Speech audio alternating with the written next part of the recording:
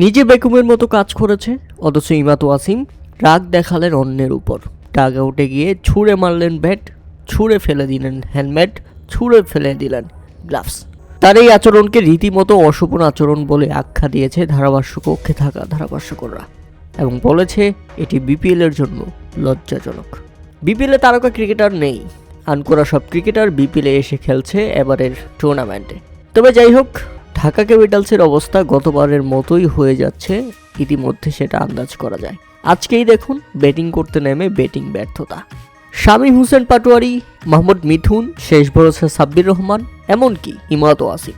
ইনিংসের 13তম ওভারের প্রথম বলের ঘটনা, তানভীর ইসলামের করা ডেলিভারিতে ছিল ওয়াইড, আর সেই ডেলিভারিতে ডাউনটা উইকেটে এগিয়ে মারতে চেয়েছিলেন ইমাদ ওয়াসিম, আর এই ব্যাটসম্যানকে বোকা বানিয়ে ওয়াইড বল করেন তানভীর ইসলাম এবং বলটা মিস হয়ে চলে যায় উইকেট কিপারের কাছে এবং উইকেট কিপার অ্যাডাম রসিংটন বলটি ধরেই স্টাম্পিং করে ফেলেন, অর্থাৎ আউট ইমাদ ওয়াসিম। আর আউট হয়েই মেজাজ হারিয়ে ফেলেন এই ব্যাটসম্যান।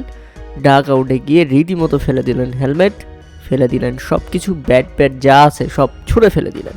মানে কি একটা অবস্থা। এবং শেষ পর্যন্ত ঢাকা ক্যাপিটালস মাত্র 122 রানের মধ্যে অল আউট হয়ে যায়, যেখানে 20 ওভারও ব্যাটিং করতে পারেনি তারা। পারফরমেন্সের নাম নেই, অথচ রাগ দেখাতে সবচেয়ে বেশি পারছে ঢাকা ক্যাপিটালসের ক্রিকেটাররা।